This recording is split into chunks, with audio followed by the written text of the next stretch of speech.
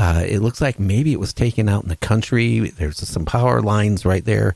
Part of maybe a big, huge oil tank on a building on the left side.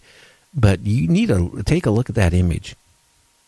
Oh, I will do that right now as we're speaking here. And matter of fact, that reminds me, Gary, of the Trent photographs from 1950 in McMinnville, Oregon, where they've never been able to debunk those either. Kind of like the flat top hat photo of UFOs over the Trent family farm. Now, I am at the splash page, so I'm looking for the gallery. Is that what you're saying? Yeah, scroll down to the gallery, and you'll see, you'll see a picture of yourself naturally, but Yep. Oh, I see. And you just go to the right here or left if you want to go to the other images, I'll bet. Yeah, or it does it by itself, but you want to go ahead and click onto, you'll see it. It's a kind of, you can't miss it. You'll see the power lines, you'll see the craft, up about maybe at about 1 o'clock position. All righty, I'm getting there almost here. See if I can bring it up. Oh, there it is. Oh, that is very fascinating. There is this the classic saucer with the dome on the top. Oh, you know what? And then you're talking, you know what this photograph is, Gary? This is the Trent UFO. Yeah, that's the one. It was done in, I think, 1956, and they have not been able to debunk that picture. I mean, it's been analyzed every which way, and it has all come out that it's a legitimate image. Also, you have to understand, back in that time frame, okay, you know how they had to manipulate pictures. It was not like now you go on and do it software, guys. You had to do it by sandwiching negatives together. Okay, so if you wanted to fake a picture, you had to take a couple different negatives, slam them together, or take a picture, and, modify it. Dead giveaway. I mean, they didn't have the capabilities of faking a picture like they can nowadays. That picture has been, the government's, has no word on it because they can't debunk it.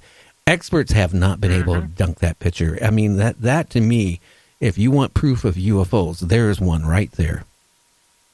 Yeah. I mean, and we're not even talking about the radar cases that I think it's always surprising to me. I've talked to people and said, and I'm saying like, oh, but you do realize they've been sent on radar and they like what? Like weather radar? I'm like, no, actual military grade radar.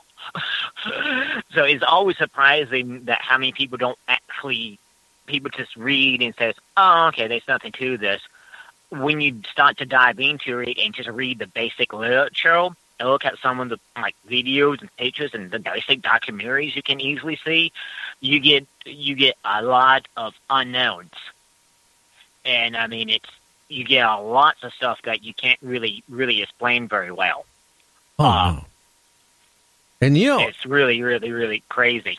And another thing too is, I was talking with Charles last night, Michael and Kevin, that some of the even us, we're coming out now with cloaking. Like cloaking on the jets and stuff, where you can actually make it transparent. So when the jet flies over your head, you still see the sky, and you don't see the jet. And they're working on that. They also have material, the same thing. You hold this piece of material up, and you don't see the person standing there anymore. You see the scenery.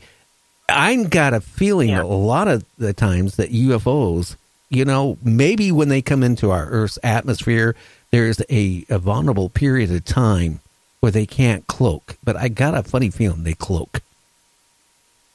Yeah, it is definitely, it's probably highly likelihood they use some type of cloaking device. I mean, now what type of cloaking device it is different. Literally, you could have like a bunch of cameras to redirect what the picture is, and also there's what people think about cloaking 9% of the style of the Star Trek universe, where you can bend the light around the spacecraft, well, it could be like visible to the naked eye and stuff. But I personally think when there's like a week time when they like get into that atmosphere. Well, at least the ones that probably come from out of our atmosphere. Oh, I think it's just a week period where they can't really cloak. But once they get here, they can cloak, and sometimes I think they just have problems. I think the half of the UFO sightings and people, when they see them or take pictures of them, half the time they really didn't mean to. They like have problems. Oh yeah, is the best way. Like, you know, you travel so much, but you will have problems with any type of spacecraft, no matter how advanced your civilization might be at. Oh yeah. Hey, now also, Kevin, I'm going to have to wrap it up here with you in a minute or so. I need you to tell people how they can find your books and how they can find you on Facebook. And if you have a website, I want you to plug it. Okay. You can find you can find me on Facebook at Kevin James Waldroup, but you can find Blaster Books on Facebook, and you can go like it, and you can basically find everything under what's basically called the Joust Anthologies and the Joust Webzine at Amazon, Barnes & Noble, at any, wherever you feel like buying an ebook from. We pretty much everywhere. Oh, wow. And technically, because somebody ripped me off, I don't actually have a website right now. Okay. So anyway, they can find you on Amazon. They can find you on Facebook. That is cool. And how many books do you have available at this point? Oh, we got the anthology. I just got done launching a second anthology called the Joustian Anthology Volume 1, filled with a bunch of fun science fiction short stories for writer friends I know. Oh, and we got about 4 webzines out right now, little 18,000 words and 20,000 words, little short fiction type of thing. So it's been going really fun. I mean, I'm having a lot of fun with it. Okay.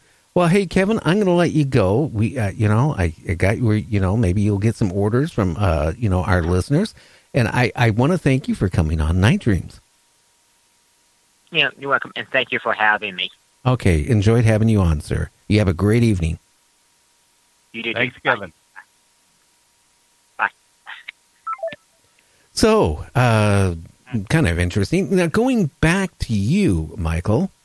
So what, what other interesting things would happen? I mean, you really got me really wound up here tonight because, I didn't hear all this stuff when, or it wasn't explained as well as what you explained it.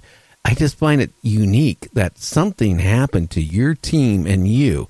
And now I'm starting to think it just wasn't you. I'm starting to think now it might have involved virtually everybody that was there.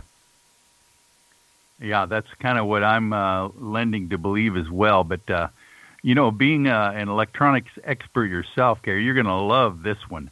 Initially, at one point in the morning of Tuesday, after our missing time episodes on Monday night, we're sitting around the campfire, and that's when Dan Weiss tells us about his car battery dying, right there in the campsite. And the fact that he didn't get a lot of sleep the night before, we got to realizing, how many compasses do we have here in the group? And we came up with 3 normal analog compasses, just your basic Boy Scout compasses. And one, Scotty, had the digital Gauss meter. So I got the idea, why don't we fan out throughout the campsite? We kind of went out about 20, 30 paces from the camp fire itself. Actually, the fire was just very low in the morning as we're just getting up. And I asked everyone to stand there and try to get their compasses as flat as possible. And then on a count of 3, I asked them to all point with their arm in the direction that north is on their compasses. Now, initially, I'm thinking, you know what, they're probably all going to be pointing in the same direction, but that direction probably isn't going to be true north, once we figure it out. But no, every single compass, all four of them were pointing in a different direction of north. And I'm going, whoa. And so that's when we finally walked everyone in closer and closer to the campsite to try to pinpoint where the anomaly was emanating from. And it seemed to be emanating from this magnetic car that was sitting right in the campsite, right next to the campfire area that we were sitting in the morning. That was a magnetic anomaly we could not explain at all. Well, I'll tell you one thing. I wouldn't want to be driving that car. It was magnetized like that. I would feel very uncomfortable sitting in that car. And Dan is telling us we're in pretty much contact with him because Ambition Pictures is in the process of editing this documentary that they filmed about the UFO I-Team investigating Mount Adams. He says that his car is getting worse as far as not that it operates incorrectly or that the gas mileage has changed, but the magnetic strength of the vehicle seems to be getting stronger, where he doesn't have to get that close to the car anymore to get a reaction from a compass. I'm wondering if it's going to start affecting the computer on board, because all the new cars or newer cars have computers in them. Yes. And I'm just wondering if it, all of a sudden his computer starts malfunctioning down the road, like next month or two or whatever, then you couldn't get me to sit in that car for all the money in China, which might not be very much anymore. True. And Kevin was mentioning the Cash Landrum incident, where the two witnesses, the women in that case, had actual radiation and burns and actually died of supposedly their exposure to a diamond-shaped UFO that came in close encounter to them. So I'm just hoping that there isn't any ill effects from any and hopefully it's just magnetic anomaly and not any kind of radiations at all that are coming out of this thing. Now, since you're in contact with everybody who's been there, has anybody else been suffering migraines or anything strange since late August? Well, like I mentioned initially, when the UFO that powered up multiple times and then flashed us, it seems, with a laser kind of blue light, Lee Strauss, our cameraman, immediately got this massive headache. And he's a tough guy, doesn't normally get headaches. So that was an anomalous event right there, that first Saturday night that we were at East City Ranch. But I haven't heard of anyone in the I-Team coming up with headaches after the fact since we've been back. But there is an interesting phenomena that's kind of popped up throughout this event as well, is that it's very well known that when people witness an anomalous event like this, like a UFO sighting and or abduction, if it's a multiple abduction, that they seem to kind of stay away from each other. They don't, their friendships kind of wane, periodically after the event. And we've had a few of the UFO I-Team members that were there at Takalaka Lake and Mount Adams that have just dropped out of the picture for the last couple weeks after the event. We're slowly but surely now getting them back into the fold and kind of getting their version of the story. So I have a feeling we're going to get a lot more anomalies that they have experienced and recollect once we can kind of communicate with them better and talk about what their recollections were of the entire event. Because we have, like I said, at least 8 of us that were there and have different stories and perspectives to relate. Now, I got to ask you a question. Have you made a phone call to the owner of the ranch where you stayed at and asked if he had any other